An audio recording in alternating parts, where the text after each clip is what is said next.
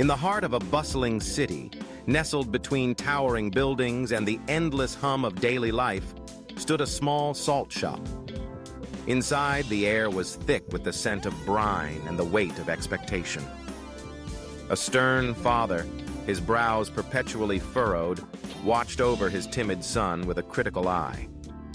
The boy, hunched and quiet, moved carefully behind the counter, his hands trembling as he greeted customers.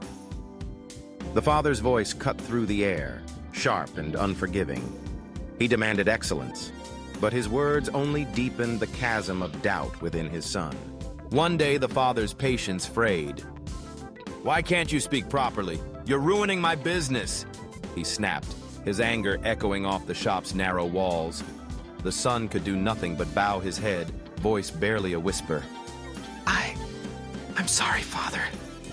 But apologies could not mend the growing rift between them. As the city's rhythm carried on outside, two cunning strangers entered the shop. Their eyes darted, searching for opportunity. With practiced ease, they approached the shy boy. "Your father sent us. Give us all the salt," one said smoothly.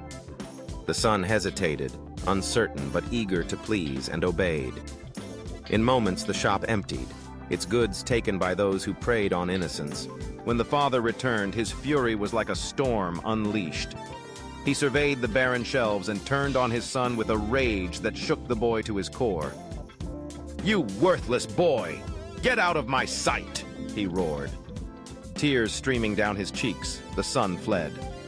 "I'll never be good enough." The words echoed in his mind as he ran from the only home he'd ever known. Lost and alone, the boy found himself at the banks of a gentle river.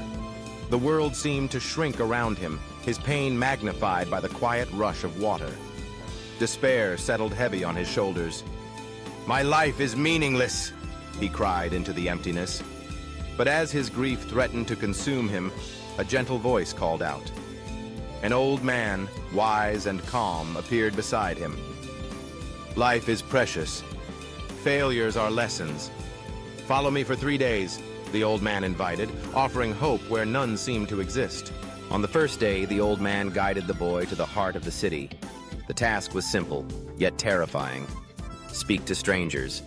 With a pounding heart, the boy faced his fear. Each stuttered greeting was a victory, each small conversation a step away from the shadows of doubt. On the second day, he was asked to teach children about water at the riverbank. The children's curious faces urged him on, and with each word, his confidence grew.